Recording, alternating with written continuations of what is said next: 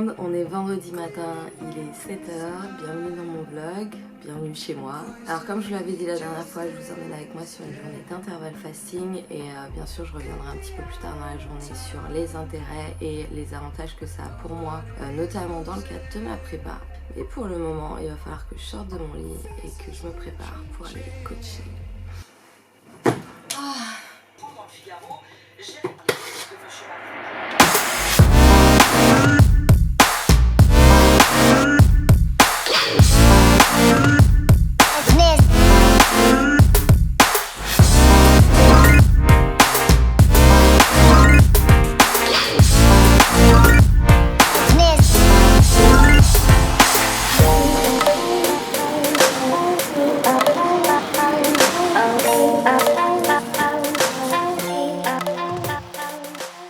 Et voilà, mon endroit préféré pour faire mes courses à Paris, Marks & Spencer. C'est top parce qu'ils ont plein de produits frais, notamment les petits légumes que vous avez juste à réchauffer au micro-ondes. C'est super pratique, c'est frais. Et en plus, ils font des mélanges vraiment sympas. Donc c'est bien pratique quand on n'a pas le temps de passer 4 ans dans la cuisine. Et si vous mangez du porc, j'ai découvert ces saucisses super basses en fat. Elles sont vraiment très bonnes, donc c'est une bonne source de protéines à tester. Évidemment, les mélanges de salades pour faire des bonnes salades variées. Ça, c'est une bonne manière d'apporter des végétaux. Et en plus, comme vous avez vu, il y a du choix. Donc ça permet de varier. Et la variété, c'est important, surtout quand on est à la diète.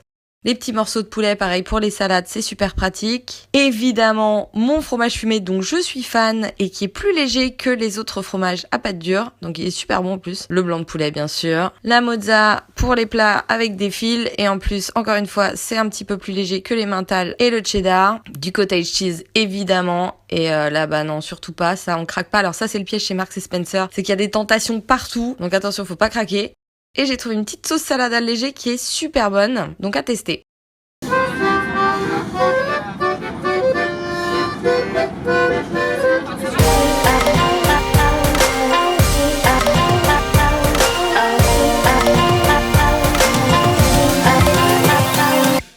Et voilà le résultat des courses. Bon, ils avaient pas de super green couscous, c'est dommage, mais c'est pas grave.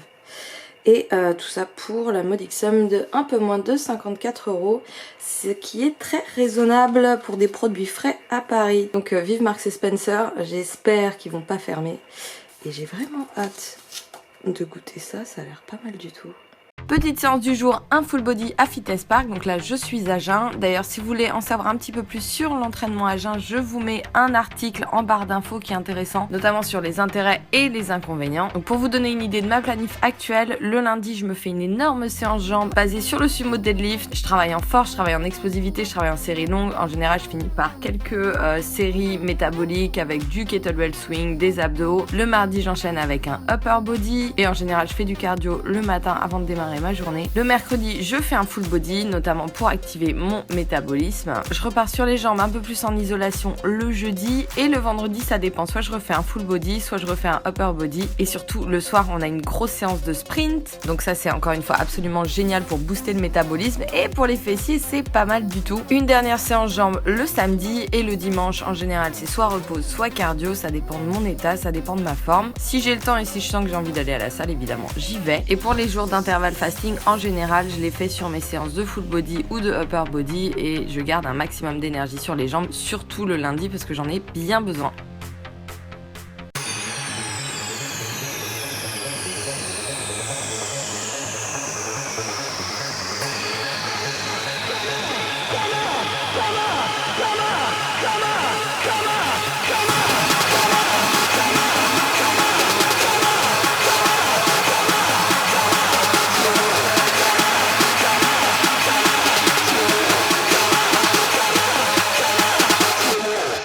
Rusty.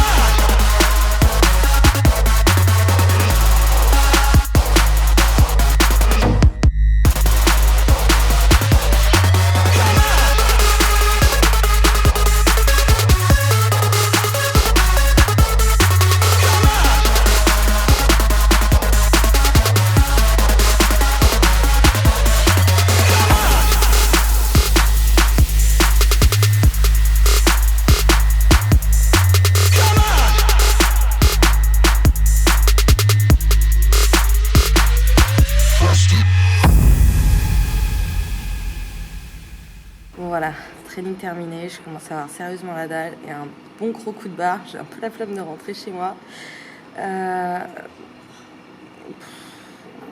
Waouh, j'ai complètement bugué. Mon cerveau devient très sélectif quand je mange pas, quand j'ai le ventre vide, c'est terrible. Là j'ai oublié de mettre mon t-shirt sous mon sweat par exemple. Bref, il est temps d'aller manger et écoutez, je vous retrouve dans ma cuisine. Voilà, j'avais prévu mon coup évidemment, donc j'avais tout préparé hier. Alors franchement c'est pas compliqué et c'est vachement important hein, d'ailleurs d'anticiper un peu sur ces repas, ça évite d'être pris au dépourvu. Donc là c'est juste des légumes déjà pré-cuits de chez Picard que j'ai balancé au micro-ondes hier. Donc j'ai plus qu'à les réchauffer maintenant. Là j'ai ma petite dinde hachée de chez mon boucher que j'ai cuisinée en live d'ailleurs sur Instagram avant-hier, donc là c'est le dernier jour. Elle est pesée déjà, donc c'est pareil, j'ai juste à la réchauffer, je la fais par 1 kg comme ça j'ai 5 repas quasiment à la suite. Et la petite mozzarella Marks & Spencer. Attention, tour de magie, effet spécial.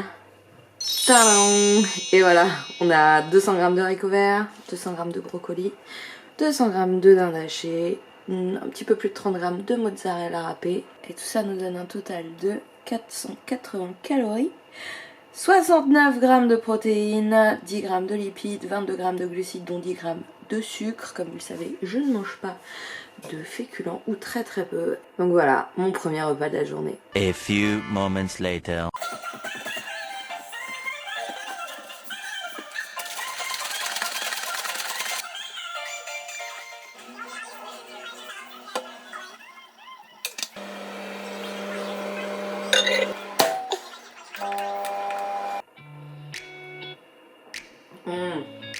Sérieux, ce café je pense qu'il peut concurrencer Starbucks. Désolée les gars. Bon d'ailleurs, du café là. D'ailleurs je fais pas de placement de produit, hein, je suis pas sponsorisée. C'est juste que quand il y a un truc que je kiffe, bah, je vous montre tout simplement. Et ce café protéiné il est super bon et pour les grandes gourmandes comme moi c'est nickel parce que ça calme les petites envies de sucré. Et ça calme l'appétit aussi, donc c'est cool.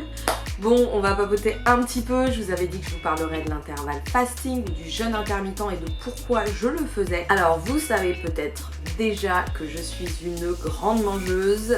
Vous savez aussi peut-être que je suis en prépa, donc que je surveille ce que je mange puisque j'ai des apports journaliers à respecter pour atteindre mes objectifs en octobre prochain. Donc le but évidemment c'est de sécher en entretenant un métabolisme le plus efficace, le plus élevé possible. J'ai trouvé un article sur le petit chose sur Wikipédia. Pourquoi Siri se met en route tout seul? Sérieux? J'ai trouvé un article sur je le lis. Merci Siri, c'est très gentil. Continuez. Oh putain, je suis en train de donner un orgasme à Siri. Oui, alors comme je vous le disais, j'ai des apports qui sont assez élevés, qui correspondent tout simplement à mes besoins journaliers. Donc là je suis en maintenance à 2200 calories par jour à peu près, avec un pourcentage de glucides qui est assez bas. Si vous avez vu mes vidéos précédentes, je vous en parle déjà, donc vous savez déjà pourquoi je fonctionne comme ça. Donc je suis plutôt haute en protéines, haute en lipides et basse en glucides. Et c'est ce qui me permet encore une fois de garder un bon métabolisme, d'être efficace à l'entraînement et de ne pas avoir constamment faim ou des niveaux d'énergie qui fluctuent un petit peu trop au cours de la journée. Donc voilà, ça c'est l'équilibre que j'ai trouvé. D'ailleurs j'en profite pour faire une petite parenthèse sur le fait notamment de traquer ses macros. Alors j'aime pas dire ça parce que c'est un petit peu technique, mais de se pencher un petit peu sur la qualité nutritionnelle de ce qu'on mange, même si on n'est pas en compétition, même si on n'est pas dans le fitness spécialement, juste parce qu'il n'y a pas de méthode miracle, il n'y a pas de règles qui conviennent à tout le monde. Alors vous avez évidemment des besoins de base, notamment en termes de protéines et aussi d'acides gras essentiels dont votre corps a crucialement besoin. Si vous voulez en savoir un petit peu plus, d'ailleurs j'en parle dans les annexes de mon e-book. Mais après c'est vraiment à vous de trouver le bon équilibre et les bons apports, ceux qui vous conviennent. Donc documentez-vous un petit peu, comme je vous disais, je vous en parle dans les annexes de mon e-book, mais vous pouvez aussi trouver pas mal de choses sur internet. Moi je suis pas là pour vous dire exactement le nombre de macros que vous devez manger. Équilibrez, essayez de trouver un équilibre, essayez sur vous et voyez au bout d'un mois comment votre corps réagit. Changez, faites des modifications. Si vous voulez sécher par exemple, que vous voyez que vous séchez pas, il faudra peut-être jouer un petit peu sur les carbs. Si au contraire vous trouvez que vous perdez trop de poids, il faudra peut-être remonter vos apports. Mais ça c'est une petite gymnastique qu'il faut que vous fassiez si vous voulez vraiment apprendre à vous connaître et avoir des résultats durables. Parce que si vous suivez une méthode, alors effectivement Surtout si vous voulez perdre du poids, le corps, au début vous allez le priver, il va perdre, vous allez maigrir, vous allez perdre d'ailleurs majoritairement de la flotte et du muscle, c'est un peu con, mais voilà, votre corps il est choqué, il est surpris, vous le forcez à puiser dans ses réserves, donc qu'est-ce qu'il fait? Il puise. Par contre, après, bon, deux options, soit vous arrivez à stabiliser et tout est bien qui finit bien dans le meilleur des mondes, mais en général ce qui se passe c'est qu'après on lâche un petit peu prise et on reprend du poids, voire un petit peu plus, et surtout le corps, le métabolisme se rappelle de la privation que vous lui avez fait endurer.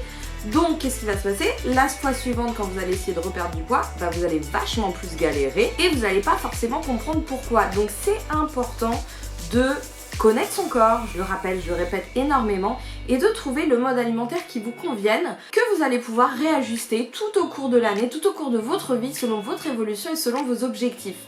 Donc il y a des notions de base à savoir, et encore une fois, si moi je peux vous en apprendre un petit peu plus, et ben c'est avec plaisir. Donc aujourd'hui on parle du jeûne intermittent et de pourquoi dans mon cas c'est intéressant. Donc comme vous le savez, je suis une grosse mangeuse, je ne reçois pas les signaux de satiété, donc j'ai faim tout le temps en fait, du matin au soir, la nuit. Donc ça c'est quelque chose qu'il faut que j'apprenne à gérer, que j'ai découvert au fur et à mesure en fait, en apprenant à me connaître tout simplement. Et j'ai réussi donc à trouver cet équilibre qui est de, je le rappelle, de 2200 calories par jour à peu près. Et j'ai aussi ce qu'on appelle une faim habituelle. Donc ça, il faut rappeler à la base qu'on a été conçu et conditionné durant toute notre évolution à être à la recherche de nourriture. Faut se rappeler aussi que jusqu'à il y a moins de 100 ans, on n'avait pas de nourriture à profusion comme maintenant, on devait la chercher, elle était beaucoup plus pauvre, et après on devait la cultiver, ce qui demandait quand même déjà une dépense d'énergie qui était bien supérieure à ce qu'on peut avoir aujourd'hui, surtout quand on bosse dans un bureau. Donc le problème c'est que nous, on est conditionné à être à la recherche perpétuelle de nourriture et à être naturellement attiré par la nourriture. Alors c'est quelque chose qui est plus ou moins marqué selon les personnes, et maintenant le problème c'est qu'à la fois on a une activité physique qui s'est énormément réduite, et on est dans une société de consommation. Alors là je parle pour les populations les plus aisées, évidemment, ce qui n'est pas le cas dans une grosse partie du monde, il faut s'en rappeler, mais donc on a accès à cette profusion de nourriture et on est dans une société qui nous pousse à consommer, donc en fait, notre société elle nous rend quand même complètement schizophrène, parce qu'il faut à la fois être super mince, rentrer dans des critères physiques qui en plus à la base sont plutôt des critères de santé, hein, parce qu'on n'est pas fait pour avoir une surcharge pondérale et être complètement engraissé comme on est en train de le devenir, notamment grâce à nos aliments industriels. Et de l'autre côté, on est bombardé d'appels à la consommation de nourriture, et en plus de nourriture, d'aliments qui sont en général absolument dégueulasses, qui sont riches en gras, qui sont riches en sucre et qui nous font grossir. Bon, j'ajoute évidemment les pesticides, les antibiotiques, etc. qu'on consomme à très très forte dose, et d'ailleurs qui restent coincés après dans nos cellules graisseuses. C'est la seule manière qu'a le corps en fait de pouvoir se protéger. Tous ces éléments polluants pour l'organisme, il va les stocker dans les cellules graisseuses et après elles restent. Parce que si elle se libérait, on s'intoxiquerait. Donc il faut faire très attention, il faut installer de bonnes habitudes alimentaires dès le début, parce que malheureusement, quand vous commencez à prendre du poids, c'est très difficile après de faire marche arrière. Bref, le sujet est très très vaste, je m'éparpille un petit peu, donc on va revenir à l'intervalle fasting. Donc moi, le problème c'est que j'ai cette faim assez permanente, cette attirance permanente pour la nourriture, donc il faut que j'arrive à réguler ça, et j'ai en plus cette faim par habitude. On est beaucoup à fonctionner comme ça, donc à partir du moment où on va avoir l'habitude de manger à certains horaires, la faim va se déclencher automatiquement au même moment de la journée. Donc ça en fait c'est plus des réflexes conditionnés que des besoins physiques propres. Alors le corps par contre, comme il a l'habitude de recevoir ses calories et que lui plus il en reçoit plus il est content, parce qu'il est toujours en mode retenir de l'énergie pour faire du gras et pour avoir des réserves histoire de pas crever la dalle, on sait jamais. Donc le corps en fait, quels que soient ses niveaux d'énergie, et selon ces moments pour lesquels il a été conditionné à recevoir des aliments, il va déclencher les signaux de faim, donc qui peuvent être physiques, hein, le ventre qui gargouille, une baisse de tension, etc. Donc ça c'est très difficile à gérer, parce qu'on a tendance à dire oui il faut écouter ces signaux de faim, mais non, parce que pour les personnes comme ça chez qui c'est très marqué, dont je fais partie, et je sais qu'on est assez nombreux dans ce cas-là, et ça voudrait dire que on se retrouverait à manger tout le temps, parce que moi concrètement je mange, une heure après j'ai faim, si je remange qu'est-ce qui va se passer, une heure après je vais avoir faim, et les jours suivants ça va continuer. Donc attention à ces allégations qui veulent nous faire croire qu'il faut qu'on soit à l'écoute de nous, etc. On a tendance à se dérégler, ces signaux ont tendance à se dérégler. Finalement c'est pas si évident que ça, parce qu'on peut ressentir ces signaux de faim sans que le corps ait réellement besoin de nutriments. Donc ça c'est super important à garder en tête. Si vous voulez en savoir plus, n'hésitez pas à lire le bouquin Pourquoi j'ai faim, dont je vous mets les références en barre d'infos. Et donc pour en revenir encore une fois à l'intervalle fasting, je suis chiante, hein, j'arrête pas de parler. Bah moi ça va me permettre tout simplement de court-circuiter ces signaux, ces appels à la consommation d'aliments qui sont générés par une sensation de faim. Attention, moi je grignote pas de manière compulsive pour calmer un stress ou quoi que ce soit d'autre, c'est que j'ai faim, voilà. Donc le fait de faire du jeûne intermittent, là à l'heure actuelle je le fais 3 fois par semaine, va me permettre voilà, de court-circuiter un petit peu ces signaux. De toute façon je le sens quand au bout de 2-3 jours avec mes apports normaux de maintenance, je commence à avoir de plus en plus faim. Là je sais que c'est le moment de couper un petit peu en faisant 1 ou 2 jours d'intervalle fasting et ça fonctionne très très bien. Donc tout simplement je vais prendre mon dîner à 20h, 21h et après je vais laisser une plage de 14 à 16h durant lesquelles je vais être complètement à jeun. Donc la nuit c'est assez simple et le matin bah, je vais me lever et je vais tout simplement faire mes activités comme d'habitude en m'hydratant bien évidemment, en prenant des BCA également et du café parce que le café est quand même un très bon stimulant naturel. Et donc je ne reprendrai mon premier repas de la journée suivante qu'à partir de 13h ou 14h selon l'heure à laquelle j'ai arrêté de manger la veille. Donc ça c'est ce qu'on appelle du jeûne intermittent. Ce qui va se passer c'est que le corps va être poussé à puiser beaucoup plus dans ses réserves, surtout après la période de jeûne nocturne. Et surtout dans mon cas ça va me permettre en plus de court-circuiter ces signaux de faim, parce qu'en général en plus la faim elle est assez temporaire, elle s'apaise parce que le corps il est pas con, il sait qu'il a des réserves, donc quand il a pas le choix il puise dedans. Mais surtout voilà, ça va me permettre aussi de diminuer mon total calorique sur la journée parce qu'il est évident que je ne rattrape pas mes calories quand je commence à manger à 13h ou 14h. Donc là sur ces journées là je vais être à peu près à 1400-1500 calories. Je vous montrerai mon total de la journée d'ailleurs ce soir après mon dernier repas.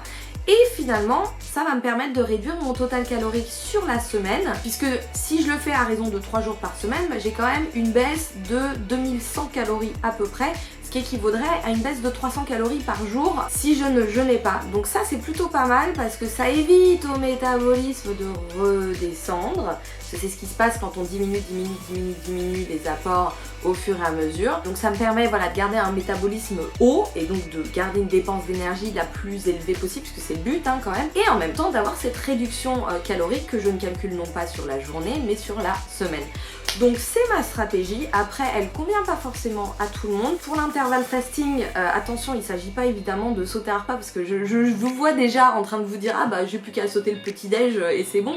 Non, attention, ça doit rentrer dans le cadre d'une programmation alimentaire qui est cohérente. Donc il faut pour ça que vous connaissiez vos besoins et que vous connaissiez vos apports. Donc n'allez pas me sauter le petit déj ou le dîner en vous disant je fais du jeûne intermittent, ça marche pas comme ça. Donc dans mon cas, vous avez compris comment ça fonctionne, ça me permet de garder un métabolisme le plus haut possible en ayant un déficit calorique. Et en fait, ce que je vais faire au fur et à mesure des mois en fonction de mes résultats, en fonction de la manière dont mon corps réagit, bah, ça va être tout simplement de peut-être diminuer un petit peu mes apports sur les jours dits hauts et peut-être d'augmenter un petit peu mes jours de jeûne intermittent. Comme je vous le dis, je vais m'adapter mois par mois en fonction de la manière dont mon corps réagit. J'ai pas mal de temps puisque la compète est en octobre et ça c'est pareil. Arrêtez de croire que votre corps est une application que vous avez à mettre à jour. C'est pas à 1 mois de l'été que vous allez vous dire oh, va falloir que je perde 5 kilos. Ça ne marche pas comme ça. C'est le meilleur moyen de braquer votre corps, de faire des réserves supplémentaires quand vous allez commencer à boire vos mojitos en vacances et de galérer après pour les reperdre les années suivantes.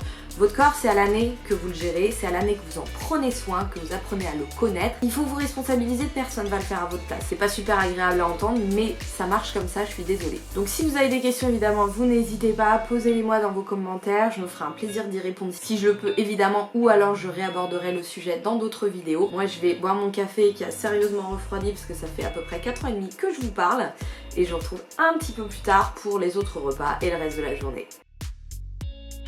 Yes! Je suis trop contente.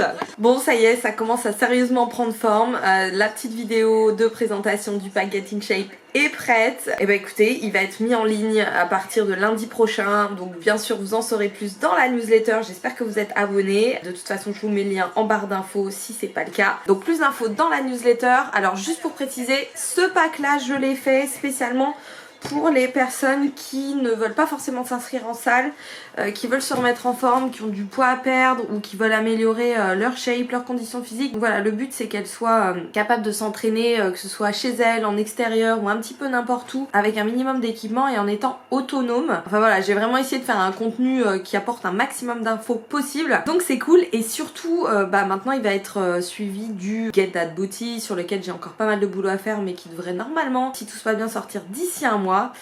Bref, les choses avancent, je suis super contente. Donc rendez-vous lundi pour la newsletter et pour le lancement.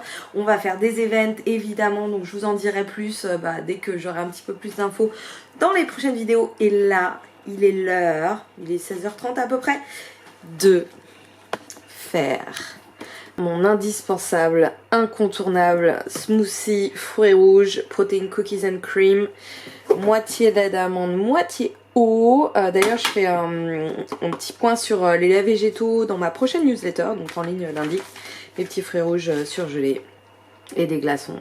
C'est super simple et vous avez la recette aussi dans mon ebook et puis d'autres petites recettes évidemment. Bon voilà, séance sprint faite qui s'est finalement transformée en rappel épaule plus sprint. Donc c'était une journée assez chargée en termes d'efforts. Là je fais mon petit dîner que je vais vous montrer une fois terminé. Je fais mes petites crevettes qui sont en train de cramer, dans lesquelles j'ai mis épices et ail semoule. Je vais utiliser le mélange déjà tout prêt de salade de chez Marks & Spencer, ça dépanne bien. Et puis écoutez, je vais vous montrer ça une fois que c'est terminé. Je pense que je vous ai assez parlé pour aujourd'hui. Il vous reste plus qu'à prendre un petit aspirine. Ouais, je vais finir de préparer ma salade, je vous montre ça. Je vous remercie d'avoir regardé ma vidéo évidemment. N'hésitez pas à liker, à partager, à me poser toutes les questions que vous voulez dans vos commentaires. Enfin bref. Et je vous dis à bientôt pour une prochaine vidéo. Et voilà le dîner, on a une bonne grosse salade avec un guacamole maison protéiné dont vous retrouvez la recette dans mon ebook d'ailleurs, mes petites crevettes grillées, le mélange de chez Marks & Spencer qui est quand même super pratique, j'ai mis du vinaigre balsamique, de la sauce soja et je rajoute ma petite vinaigrette sans huile que vous commencez à connaître. Et avant de me coucher, j'ai 40 g de fruits à coque pour combler mes apports de la journée que je vous mets tout de suite. Donc là ça c'est MyFitnessPal. Cette petite appli, je le répète, elle est vraiment utile si vous voulez vraiment savoir ce que vous apportez à votre corps et ajuster de manière assez précise en fonction de vos besoins, en fonction de vos objectifs. C'est un petit exercice à faire, une petite gymnastique, mais franchement ça vaut le coup parce que ça vous permettra encore une fois d'ajuster vos apports en fonction de vos propres besoins et en fonction de votre évolution. Donc à faire au moins sur une semaine, encore mieux sur un mois. Après vous n'êtes pas obligé de le faire tout le temps, mais c'est quelque chose que je recommande si vous avez des objectifs et que vous êtes un petit peu largué niveau alimentation. Ce sera 1000 fois mieux que la méthode de un tel ou une telle à suivre parce qu'on est tous différents et qu'on n'a pas tous les mêmes besoins. Donc voilà, il faut garder cette approche consciente et intelligente et surtout responsable. Bon, sur ces bonnes paroles, moi je vais manger ma super salade et je vous remercie encore une fois d'avoir regardé ma vidéo. Je vous dis à très bientôt pour la prochaine. Prenez soin de vous. She's on the job, but she's staying on Wilshire Boulevard. Oh.